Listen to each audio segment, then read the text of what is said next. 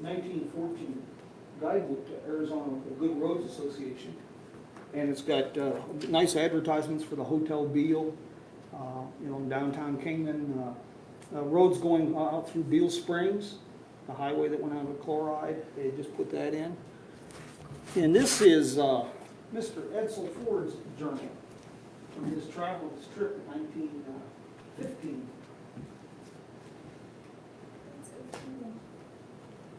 It's a little ghost in the middle of the road. Kind of an interesting little feature. They used to put stop signs on things like that in the middle of the streets. I don't see There's any. a sign on there? No, there isn't. Oh. But they used to use those That's for. the middle of the intersection? They used to put stop signs on. I don't see what could possibly go wrong having No. something like that in the middle of the road. Especially at nighttime. Kingman, we're ideally suited for historic district walking tours.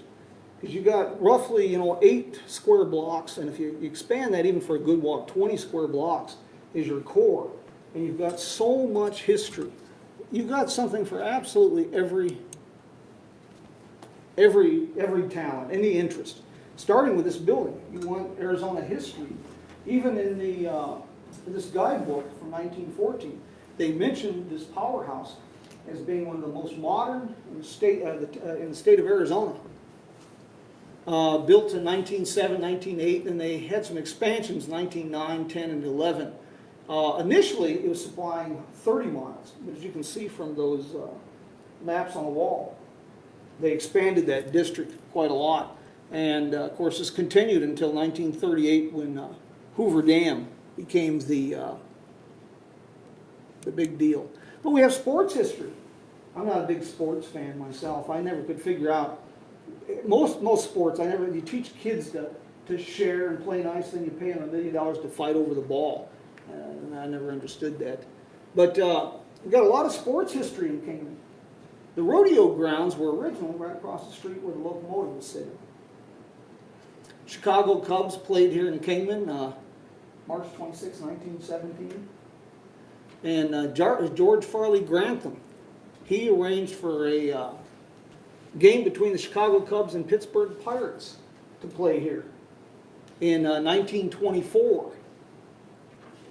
And George Grantham, I mentioned at the Benelli House, better to fill your head with useless knowledge than no knowledge at all. George Grantham has a long Route 66 history. He was originally from Galena, Kansas, which is a mining town on Route 66. Moved to Kingman, played ball, went to school here. Went to NAU, which was the teacher's college then in Flagstaff, played ball, and then went on to his professional career, and came back to Kingman. And if you're into morbid history, Mr. Grantham is buried in Mountain View Cemetery. Galena, that's where Crazy Legs Walker is from, isn't it?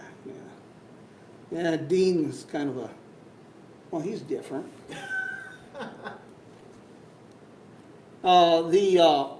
We talk about highway history. Everybody talks about Route 66 and National Old Trails Road, but 466 was a hugely popular highway because it connected Las Vegas with Los Angeles, and the eastern terminus was in Kingman, Arizona. So is that the pre-93 then? 466? Yeah, and then then for a while they had them signed together. 1951, they signed it as US 93. But 93 went north, so 466 continued over to Los Angeles. So during that time period, 93 and 466 ran together from Kingman to Las Vegas. So is 466 kind of what became I-15 then? Yeah, to a degree, yeah. And Kingman was featured prominently in all the advertisements for 466. There is Locomotive Park, Beale Street, and the 466 connection to Route 66. Nice streets that we had at the time. A little tad bit dusty. And we got railroad history, of course, from the founding of Kingman all the way through our great Locomotive Park. A little misnomer that you'll see on the monument across the street, but we don't point out too often. They have it listed as a mountain locomotive. Mountain locomotives were shorter coupled. But this was quite a locomotive. There is one more of these locomotives. There's only 2 of these left. And there is one still in Los Angeles that is operational. And every once in a while, they'll fire it up for excursion trains. And I don't know if you got to see that the last time it came through Kingman, about 5-6 years ago. It's astounding to see that beast in operation. Those big drivers pulling those wheels. I think it was like 2003. It was like 15 years ago, because it was before I came back, and I remember seeing some pictures. The park was established in 1957 when the locomotive was donated, and they'd run a rail to get the locomotive in. It was originally a coal-burning locomotive, and everything was converted to oil in 1936. The train was retired, traveled 2,580,000 miles, and supposedly that has a top speed of about 100 miles an hour, that locomotive. I wouldn't want to be in the crossing when they tried to stop that at 100 miles an hour. They took it out of retirement, made a special excursion, dubbed it Farewell to Steam. And it was pretty much one of the last major steam situations. And of course, Front Street, Andy Devine Avenue, Route 66, about 1955. I didn't realize how prolific. I knew a lot about Andy Devine, but I didn't realize he was in over 400, almost 500 movies between the 1920s up into the 1970s. He was always a bit player, never a big player. But they renamed Front Street in 1955. They had a special program, This Is Your Life. And part of the program for Andy Devine was a ceremony in Kingman that they renamed Front Street Andy Devine Avenue. So that Chemo Cafe is where Mr. D's is. The Chemo Cafe is Mr. D's. Yeah, it is Mr. D's. Ah. It's a great, it's a shame we lost this sign. They took this down about 20 years ago. It was a really neat concrete and double-sided sign. But most of everything along the tracks all the way to the depot was mostly lumber yards and railroad warehouses. And speaking of Mr. D's, if you go over to Mr. D's, you can still see these front windows. These curved windows are still there. The gas station's been filled in. It opened in 1939 as the Chemo Cafe, K.I. for Kingman, M.O. for Mojave County. This picture is really kind of interesting right here. It's pretty easy to date. The house right behind the gas station was tore down in 1946 when they started building Taylor Owen Ford, which is now Dutton Motors.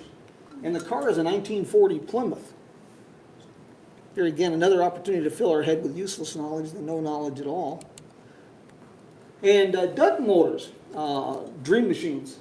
The showroom, the current showroom was put on in the 1960s, but the building next door, the garage itself, was built in 1946, and it was Taylor Owen Motors.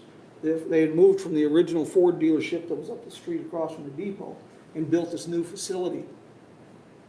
And in our Dutton, not only was a Gold Road garage owner, but Cool Springs, when you go up to Oatman, he built that in 1926. He had a garage, the foundation there, the hoist is still in Gold Road. But in the book, there was a book written in 1946 by Jack Rittenhouse. And he thought he was going to make a fortune. It was a guide to Highway 66, selling for $1 a piece. He did it in 1946, and he thought he'd make a ton of money. The book never sold. But it was reprinted about 20 years ago, 30 years ago, by Rio Grande Press. And it's a great little booklet, it's a pocket book, because he wrote every single mile. And gas station, here's a hotel, here's a cafe. Plus he wrote a little bit of history, like for Kingman he did a whole page on Dig and Dovey days and the history of Kingman, the mining contest, different things of that nature. And in the book he noted that there was a garage in Gold Road that had a towing service to pull your car over the pass if it wouldn't make the grade. And Roy Dutton for a while in the late 30s was the tow truck driver. That had to be a great deal of fun. And Kingman has a great deal of political history. Parades for governors. Mr. Steve Forbes, when he was running for president, did a little whistle stop out here. Barry Goldwater's presidential campaign was largely kicked off in Kingman. This building right here, you can see in that long building where it says groceries. It's still there. Now it's the Kingman Center for the Arts. It was Finnegan's Hobby Store when I was a kid, 200 years ago. Here's another little thing that fill your head with useless knowledge. Kingman in the late 19th century, there was even postcards called Kingman the Windmill City. There were so many windmills downtown because the water level was around 75 feet downtown Kingman here. So everybody had windmills. This is on 2nd Street, just one block off Beale. And to the best of my knowledge, it's the only pump house left in Kingman. And everything's there except the windmill head. And I mentioned the Packard sign, we were talking about the Packard sign. That'd be kind of a fun project to work on, having a replica windmill head put up on top of it. Even do a real head and run the water for like some sort of plants and... That, or even just have it put up to kind of let it run in the wind. And we mentioned the Packard sign, the mystery of the Packard sign. We've got no real concrete historic evidence that was ever on the old Trailblaze garage. But you can see Duke's Packard, and the building is still there. This is on 2nd Street. And you can see the sign there on the Packard dealership. And that was actually the city's 4th Packard dealership. And I was always surprised by that because Packard was, especially into the 1930s, was a premier luxury car. And the fact that we could support a Packard dealership here, I found quite surprising. To give you an idea, like in 1920, you could buy a new Ford for about $600, and Packard's base price was $1,600. that must be like a 12-foot sign, huh? It's a monster. It doesn't look like it's that big when it's up there. And you can see the Scott Dutton of the Kingman Route 66 Association. We were working to get the sign out of there with Matt from Legacy Signs. It was quite an endeavor. But the sign had been put away sometime around World War II. It's about a 1930 Packard sign. It's beautiful, porcelain baked on finish. Oh, is it? Like I say, it was a Chevrolet dealership. You can see sales and service. This is Garibaldi's now. And that was the showroom for the dealership. And we had Buick, Cadillac, even Mack trucks sold out of the facility. Beale Street between 2nd and 3rd isn't real exciting architecturally, but it's a tangible link to the 1930s, 1940s. Most of the block is pretty much intact. It's one of the most intact blocks we have downtown, actually. This might look familiar. That's the gym now across from Rickety Cricket, and then Western Auto. Started as Halfley's Market. Halfley's was ranchers here, pioneering ranch family, and they had a market originally over on Route 66, Andy Devine. And we mentioned how there's a common theme when I do walking tours downtown and I share these pictures. Urban renewal was a big part of Kingman's history. Yeah, it becomes a running joke. Well, what happened to that building? You want to guess? Fire. Kingman, this would be behind Beale Celebrations, where the parking lot's at now. We had a Coca-Cola bottling plant and an ice company here. And you can still find out in the desert, sometimes you'll find Coke bottles. The old ones were stamped with the city where they were made, and you'll find ones that were Kingman, Arizona.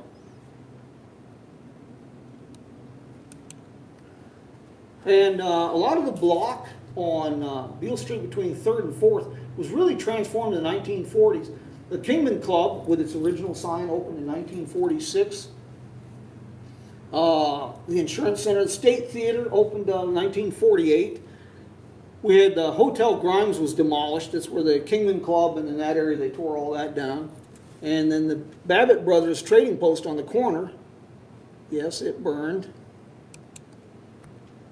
And there's the little stone building we were looking at with a stone. You can see it just has a cafe name. And another tangible link there, the gas station opened 1947. And I mentioned across the street was all lumber companies. This would be on 2nd Street, 2nd and Andy Devine. It was all railroad warehouses, lumber companies. And Primpier Pet was Denny Moore's. Like I say, when I was younger, that was the Kingman's True Skid Row bar. It was not good. Sometimes you'd go in at Denny Moore's and he'd had his electricity turned off, so he had all the beer and an ice chest on the bar. It's kind of a low budget kind of deal.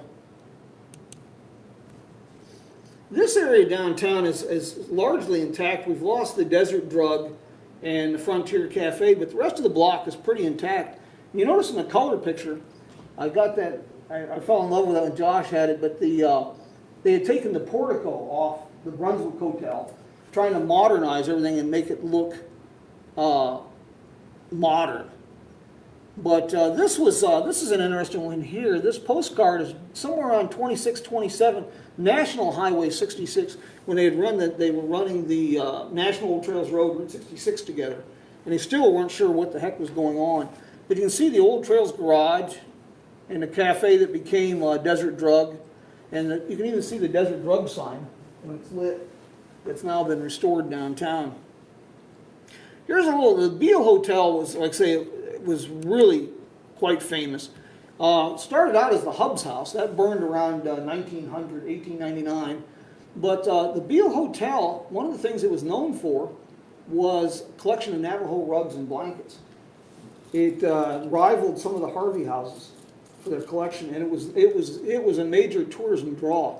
Queen Beatrix of the Netherlands made it a point on her national tour, to stop in Kingman specifically to see the Navajo rugs at the Beetle Hotel. The lobby of the Hotel Beetle, one of these times when we're daring, I'll call Damien and we'll go inside. But it's astounding that this is all still intact. The floor tiles, it's just really amazing that it's all there in really good condition. $50,000 for Beetle improvements. This was 1916 when they added the 3-story section in the back, and they put in all new furniture and beautiful new furniture. Is that when Tad Devine removed the rooms in the center to put in the skylight too? Yeah, well, the skylight was there, but they expanded all that. Oh. They changed that whole thing. And there was fire doors. You know, if you look above the staircase, there's fire doors there. And that was originally the exterior. It was a pretty expensive. Now we lost this building. You want to guess what happened to it? This was a great building here, Lovin and Withers building. This was taken somewhere around 1900.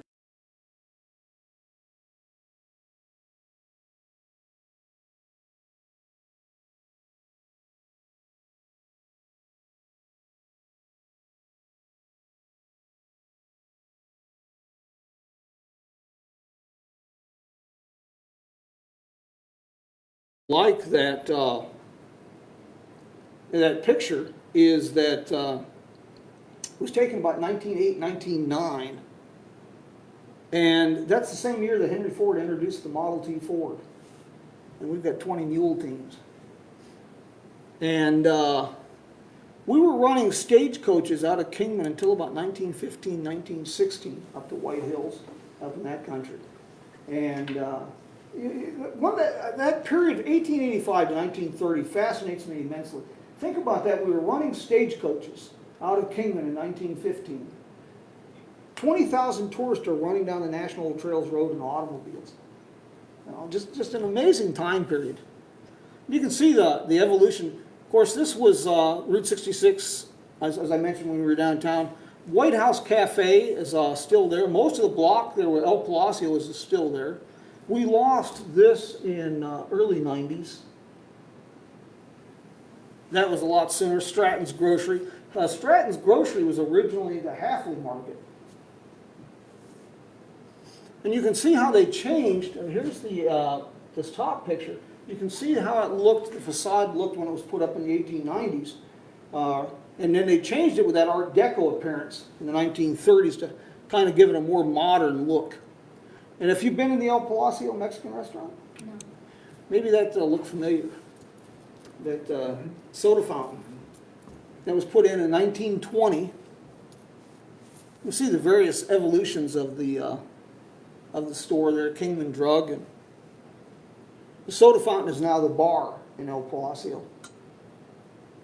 And that was all taken out, and they put a more modern one in the 1940s. And then when they redid the El Palacio building, they used these old photos and they recreated the soda fountain. 4th Street, this is from Andy Devine looking up the street. If you ever get a chance, go online and look up Frasher's photo postcards. The guy was prolific, traveled all over the West and Southwest, tens of thousands of postcards that he created, and it makes for a great visual record. But you can see that 4th Street's done a bit of changing, between Andy Devine and Beale Street. Kingman Hotel, the drugs, the original chocolate shop, and then Babbitt Brothers on the corner. You want to guess what happened to those? So that was put up after the Lake building, and then that burned down also. No, it was, this is the alley. Oh, okay, that's behind. Right here's the alley going through behind the Beetle Hotel. You can see the State Theater, where it was originally on the corner of 4th and Beale Street. This is a real gem here for Kingman. I won't get into the politics of why I think it should have been used for something different than its current purpose. But this building stretches all the way, Floyd and Company Barbecue, Diana's Cellar Door, all of that. The Art Hub is all part of this building. If you look in the Art Hub, you'll see there's still a vault. That was the Valley National Bank. And there's even a larger vault in the cellar. But when this opened in 1917, it warranted a feature in New York City newspapers. It was one of the most modern and finest stores in Southwest when it opened. And it survived pretty much intact well up into the 70s. It's really kind of surprising when I look back at, there again, how little Kingman changed. When I was a kid here, you still went in there and bought your auto parts, your barbed wire, your saddles, your Lazy Boy recliner, your hamburger, everything. Here's a little bit of a trivia for you. All over downtown Kingman, one of the great things about walking downtown Kingman is the little surprises you find. And I'm kind of embarrassed by this story, but the Elks Lodge was about 1903, and it was the city's first, also served as our first motion picture theater. Really? But when Andy turned up this article, we started reading about Harry Williams, the electric company, installing new street lamps. And there was a picture, just an artist rendering, of these 2 different kinds of lamps they were going to be using. And we knew about the one, I got excited about the one at the Elks building, and I couldn't think where there was any more in Kingman. And I was doing a walking tour one day, and it just clicked in my head over by the Gates house on 7th Street. There's one. So there's 2 of them left, and this was from 1914.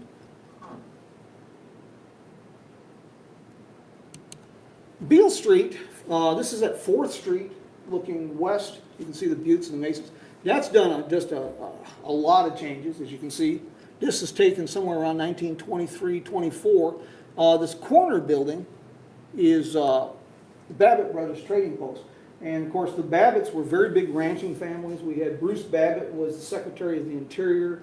And they owned massive ranches all over Arizona at the time.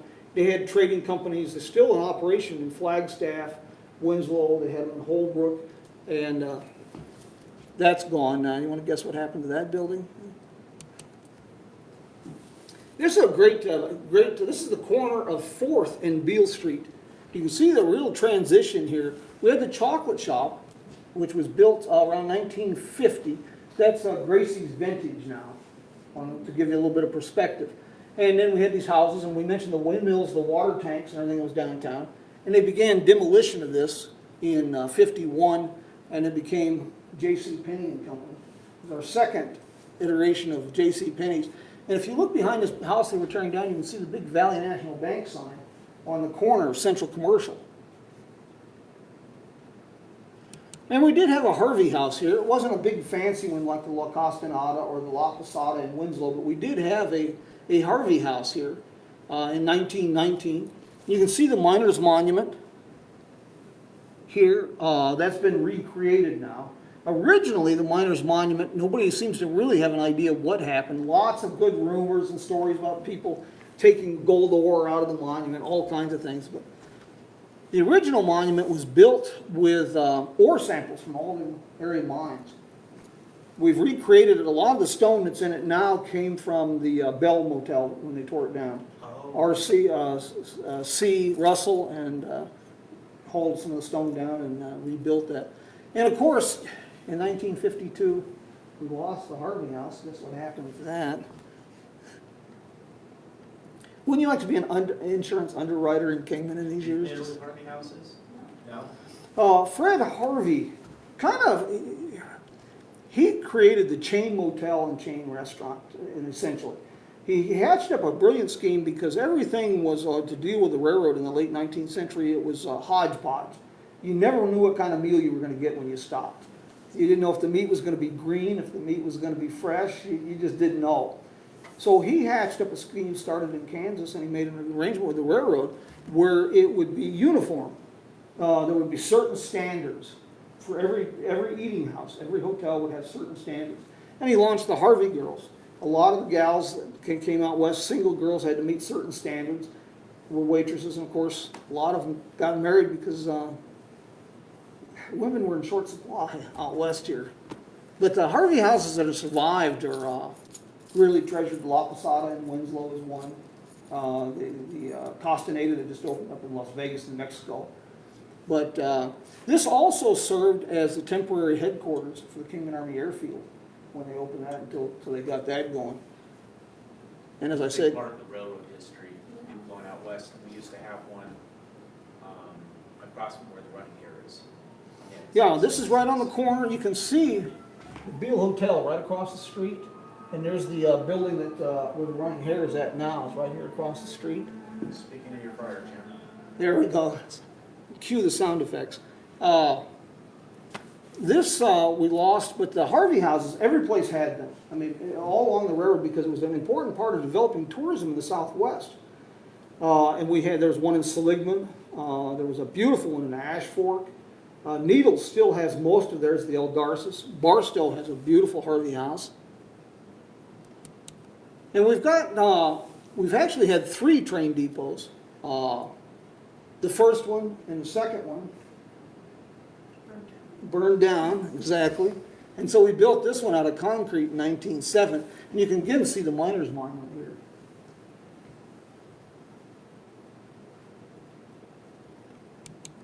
The National Trails Road, I mentioned about how popular this was. This became a big thing. And this is kind of an interesting deal with current economic situation. You start to wonder about some of these old ideas. But we had so many people camping at that time. And it was a big thing, highway camping. Henry Ford, Thomas Edison, Harvey Firestone, they were famous for their big get-togethers and their campouts. And camping was a very big thing. So cities started to try to get the tourism dollars. They would set up free campgrounds with showers, and they were regulated. They were nice instead of having people just sleep everywhere and camp everywhere to get tourists. And this was over on 4th and Topeka. There was a gas station, the garage. But like I mentioned, in 1915, the California Pacific Exposition, 20,000 people attended that event from outside California by automobile. And the major road that people took was the National Trails Road because of tourism. Petrified forest, painted desert, the Grand Canyon.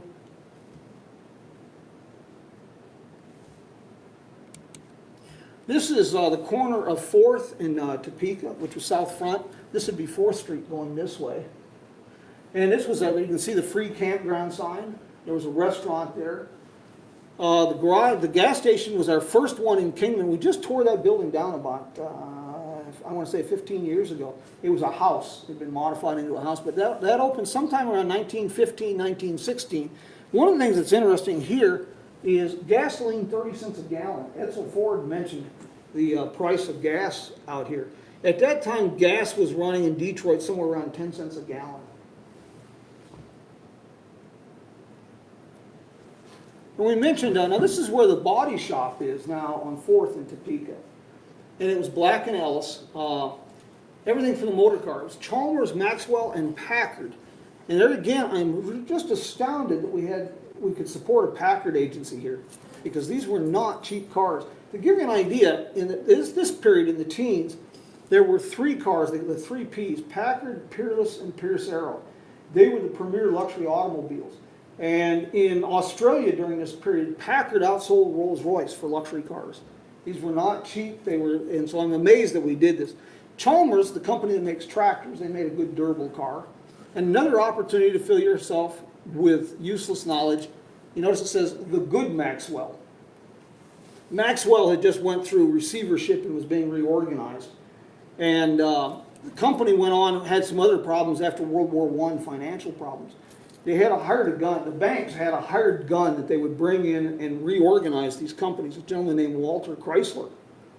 And to give you an idea how good he was, when it come, his fee was a straight $1 million a year to come in and reorganize a company. And the first thing he did when he went into Maxwell to try to reorganize it was cut Jonathan Maxwell's salary in half. And then he decided he wanted his own car company. So in 1925, Maxwell became Maxwell Chrysler. In 1926, we no longer saw the Maxwell name. This is South Front Street, which is Topeka, going up towards Slaughterhouse Canyon. You can see the garages with the lines of the two-story house is still there. You can see where the railroad tracks now go across, you know, the railroad tracks are. That two-story house is still there. It was a boarding house. And we have, you know, we mentioned all kinds of history that we can share to get people interested with the downtown walking tour, get people interested in like Kingman, whatever their interest.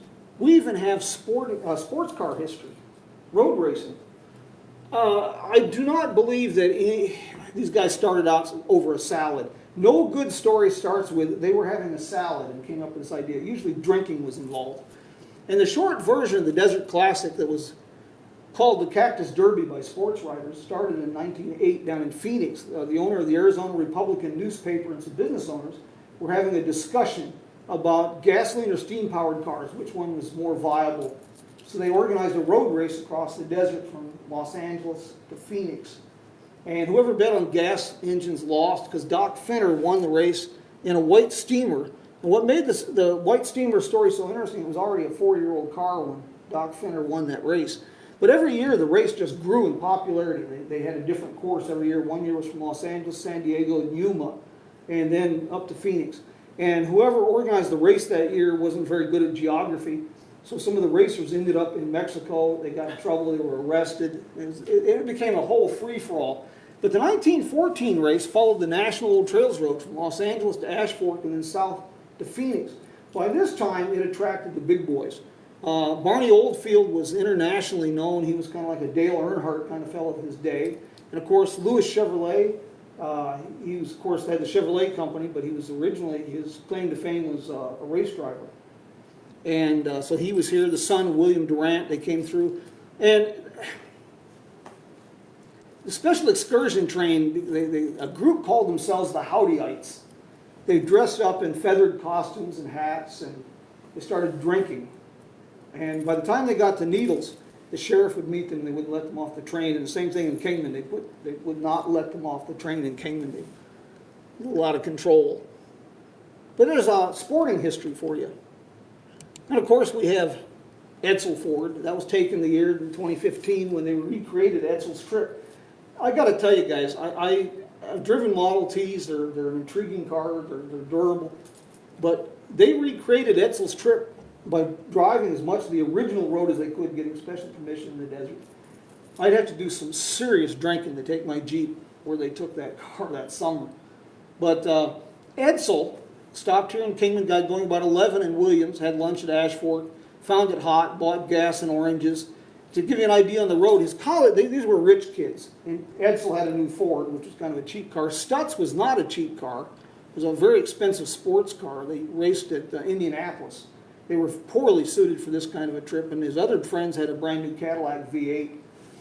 And to give you an idea on how good the roads were, Stutz broke another spring and arrived at the Brunswick Hotel, very rough and dusty roads. Interestingly enough, in his journal, he talks about the next day, he went to Needles, and he was advised to travel in groups because people were waylaying tourist highwaymen were robbing tourists here. And he made a startling revelation when he got to Needles. He said it was oppressively hot in July. Can you imagine that? The original Ford, this was one of the earliest Ford dealerships in Arizona, actually. It was started about 1910, right after the Model T. And then it went on to become Pontiac. Most of those buildings are still there. That's now was the Citizens Utility. That's the telephone exchange building there. And then the White House Cafe is now the Karate Center. The commercial hotel here lasted into the 1940s. That was the first courthouse in Kingman. And then it became the commercial hotel and lasted up into the 1950s on his trip. And of course, this is as true today as it was then. Here's a number that will really surprise you. You mentioned you hadn't been up to Oatman yet. When you drive that road, think of this. In 1939 was the first time the U.S. Highway Department, the Arizona Highway Department, clocked 1 million vehicles entering and leaving Arizona on Route 66. And after the war, that number pretty much doubled. And needless to say, it was... Do that drive before it gets too hot. Or wait till the fall. Will Rogers Highway dedication in Kingman. This is 1955 Arizona highways. And 2,999 vehicles every day, 73% out of state. You can imagine how much money was running through towns like Kingman. That's why we had motels, we had gas stations on every corner. There's a little bit of an interesting little historic deal with this too. If you look in that 1914 guidebook, the National Old Trails Road, the primary road went through Oatman. It shows a secondary road, which was the one that they used in the 1914 race, went through Yucca, because it was less grades. In then 1952, we realigned Route 66 from Oatman to the old alignment through Yucca.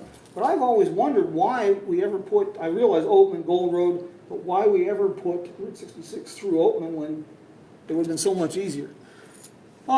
We got this chapter. We always talk about Route 66 with great romanticism, with prejudicial eyes, if you will. We see it in the terms of, neon and all this fun. Well, not for everybody. There was a fellow named Victor Green. He came up in the 1930s and created a book called the Negro Traveler's Green Book, because he was tracking the places that would provide service to Negroes, African Americans, and there was very few. Especially in some places it was almost non-existent. Central Avenue was lined in the 1950s. I think there was 360 motels on Central Avenue in Albuquerque. 10 would rent rooms to African Americans.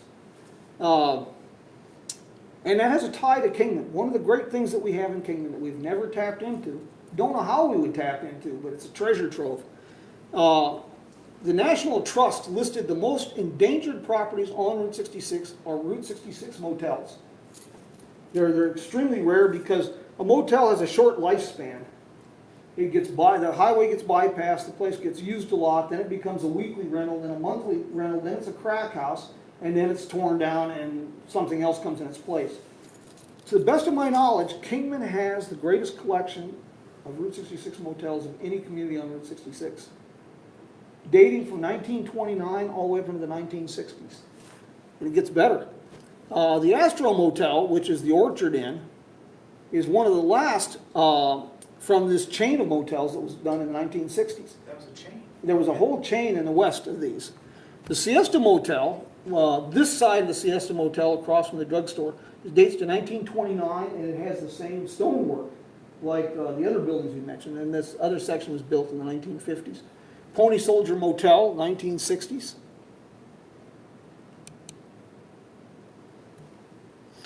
The White Rock Court. Of all the Route 66 motels, the rarest are pre-war motels.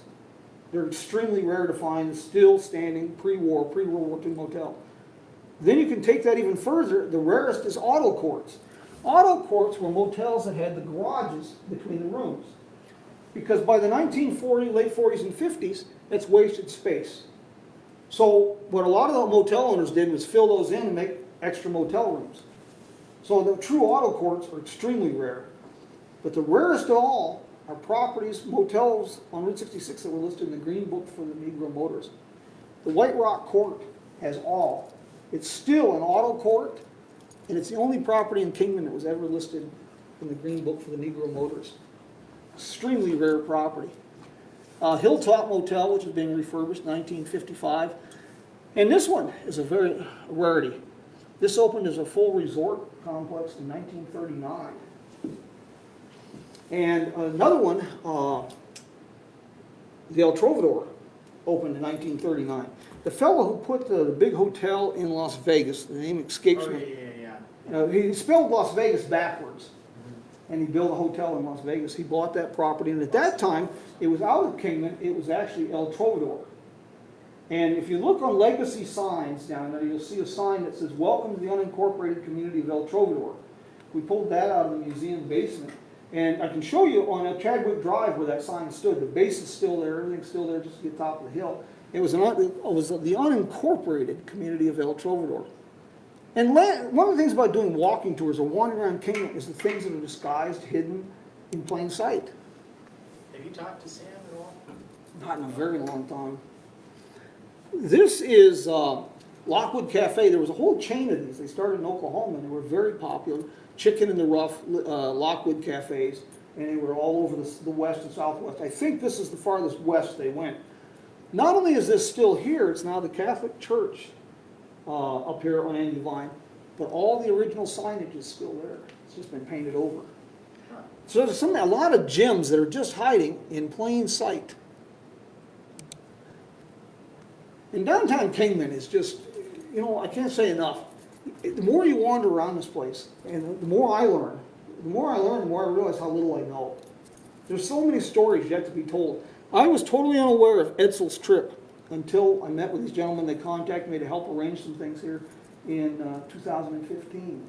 And we're constantly sorting out stories. Pamela Anderson, her episode of Indecent Exposure in Kingman. The stories, we just started finding out movies. We thought one of the earliest movies filmed here was Go West. You can find that on YouTube in its entirety. Buster Keaton was one of the leading comedians at the time. He filmed Go West here, mostly at Tap Duncan's Ranch, which is now the Diamond Bar Ranch out there. And they stayed at the film crew, the film company stayed at the Hotel Beetle. Well, there was a film actor in the teens that was quite famous named Harry Carey, not to be confused with the process of Harry Carey. And apparently he filmed movies here as early as 1918 and out of Hackberry. And again, Tap Duncan had a ranch in Hackberry and a lot of it was filmed there. And we've never unraveled what Tap Duncan's Hollywood connection is, but there had to have been a connection for him to attract several movie companies to his ranches and property. He's the one that ran around with Butch Cassidy. Well, the way I understand that story, he was ranching in Idaho and had an altercation with some boys who ran with Butch Cassidy and the Sundance Kid. And he figured for longevity reasons his health might be better if he relocated to the Arizona territory. But he was the real deal. I think it was 47 or 48, he was hit by a drunk driver downtown and died shortly after. And I mentioned, the San Saba connection there with out of Texas. And Kid Curry was a legendary Western outlaw. And when he died in Colorado after the train robbery at Parachute, he was living under the name Tap Duncan. And that created all kinds of interesting stories and myths and legends. But downtown Kingman is just so ideally suited because it's so compact. And there's so many things, here. Oddball things, the Windmill Tower or Frank Lockwood's Cafe, and cinema history. There's so many movies here. Get a chance, take a look at a movie called Edge of Eternity. It was filmed 58. It was a major motion picture for the time, nominated for several Academy Awards. Filmed almost entirely in Kingman. And the climatic scene up at the Skywalk. In the early 1950s, there was a mining operation. They were mining bat guano for rich fertilizer, nitrates, on the north side of the canyon. And they were having to lower it to the river and take it by boat down to Pierce Ferry and ship it into the railhead here in Kingman. Well, Bill Friday, who recently passed away, Friday Construction, he built a cable car across the Grand Canyon to get this out. And the final scene of that movie has that cable car in it. But that was quite an engineering undertaking, and that's up where Grand Canyon West is now. Lots and lots of movies here. Roadhouse 66 was filmed here in the early 80s with William Dafoe and Judge Reinhold. And I'm sure both those men would really like it if nobody ever saw that movie. But I had the privilege of working on that film here. And the interior scenes of the bar were filmed at the Tavern, which is now the machine shop for TNT Engineering. So anything you want, downtown Kingman. And once with the shops and the things we have, even like 2nd to 3rd Street right now, Yeah, the buildings, they're insignificant, they're not fancy, they're a tangible link, you know, all to this period. And now with the vitality of the shops that's coming in and moving down there, it's just ideally suited for whatever, you pick something, whatever people are interested in, you can hook them. You can hook them with what we've got here. And I seriously do not know of another community that has what we have here. And this is just a small part of it. I don't know if you've ever been up on 8th Street, where 8th Street dead ends against the cliffs. And there's a road, there's an old stone building there. Have you ever seen that? It's right on the shoulder of the rock. That was the 1890s Taggart Toll Road that came down through that canyon. Oh, yeah. The toll booth is still there. Okay, that's what that was? Yeah, and Wow. it's now a nice homeless camp. Fella's really done well. He's put a door on the place and everything. Really? He just set up camp there. But I digress. But anything you could want. We had Edsel dealership here in Kingman. We had the military history. The Kingman Army Airfield is only part of it. The first aerial survey of the Grand Canyon, 1918, 1919. The planes were based out of Kingman. It was a military expedition. At that time, the airfield is basically where the cemetery is now. And it was the military used that as their base for aerial mapping of the Grand Canyon. 1918, 1919, we had the TAT Airlines. The terminal building is still here that Charles Lindbergh established. And then, of course, the Kingman Army Airfield, the Yucca. It's all here. Anything we want, any hook we want to give these people, we can do it. We can do it here. Even topless celebrities, we can come up with some good stories there too. We've had that. And there's great crime stories. If people are into true crime stories, there's some just amazing crime stories. One that Andy turned up recently is kind of intriguing. A fella in Las Vegas that was into gaming, originally from Chicago. So I'll just let everybody's imagination go where it wants. He was found dead in the Kingman Motel and stabbed twice in the heart, and it was written off as suicide. That's kind of a tough act to follow right there.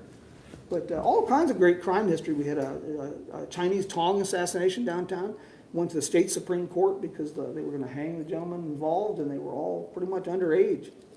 So anything we want. Any questions? Have I intrigued you at all? Or? Absolutely. I don't think I have any questions right now. I think a lot of it'll click when we are able to open and she's able to go and kind of see the place. Well, you can always holler at me too, you know. Yeah. But you know, I say this a lot. I really do not know of any place on Route 66 that has greater potential for tourism than this right here. And if you draw a circle 75 miles around Kingman, anything you want, Four Seasons, absolutely anything you can remotely imagine, we've got it right here. And it's just, we're uncovering stuff all the time. Andy's, you know, he gets bored over there and starts going through these records, and you just find, we just recently found out Jack Dempsey was here for a while, the boxer, made a stop here, a little exhibition type deal here in Kingman. Queen Beatrix from the Netherlands was doing an auto tour of the Southwest and specifically wanted to see the Navajo collection at the Beetle Hotel. Yeah, it's just really. That'd be kind of cool to get some of those stories and put them in a little pamphlet thing that people can pick up. Was it somewhere down, I think it's Bisbee. They put together some of the old Western like shootouts and things, and they put it in the visitor center. People can pick them up, and I guess they love that. They can pick it up and they read some of the unique history and the Western. You know, it could be done really cheaply and easily because of just newspaper clippings like you've done on the wall. Andy's got some tremendous ones. Speaking of like the odd suicides, another one he just turned up from 1898. The fellow was shot twice in the chest and once in the head. It was a suicide. It was a very poor shot. But you know, you get in stories like that entertain people, give them a glimpse of you know what we had here, and how the West really was, and celebrities, movie stars, Joe DiMaggio here, and gosh, it just goes on. It's just almost endless. It's almost mind-boggling how much we had here. And when you factor in Route 66 and the National Trails Road, the people who were traveling to the movies they were filming, Grapes of Wrath. Here's another opportunity to fill your head with useless knowledge. When you cross the California border going on I-40. If you look to the south, there's that old arch bridge. There's a big white arch bridge right just off I-40 there on the river. That was the first automobile bridge north of Yuma, put on the river there about 1916. And that was the first bridge to carry Route 66 traffic in 1926. And the bridge eastbound I-40 was the last bridge to carry Route 66 traffic across the Colorado River. And if you watch the movie 1940, Grapes of Wrath, Henry Fonda drives onto that bridge, the old bridge, going into California. And if you watch Easy Rider, his son Peter Fonda is driving on the other bridge coming across the river. Lots of opportunity to fill your head with useless knowledge. And if anybody makes money on this at Jeopardy, please don't forget me. But anything you want to sell and market and hook people with, it's here. Native American history is very rich. Gosh, it's just really mind-boggling. We can go back, like say, the first expeditions through here, Father Garces in 1776. And the camel caravan has a tie to the Confederacy, and almost anything we can just imagine here. For automotive history, what's Josh mentioned, we'll go over and talk to Scott, but that right there is, he's turning that into an auto museum, but just the tangible link to 90 plus years of Route 66 history. And Mr. D's, it was chemo, the D in Mr. D's is Roy Dutton. And he had bought that and changed that around from the Chemo Cafe, boxed in the Shell station in the garage, and made it Mr. D's Route 66 Diner. But the Dutton family has 90 plus year history of businesses on Route 66. Yeah, if you get a chance to kind of check his schedule, let us know. We can do a thing over there and then finish up with lunch since they'll be open. Well, that's the theory.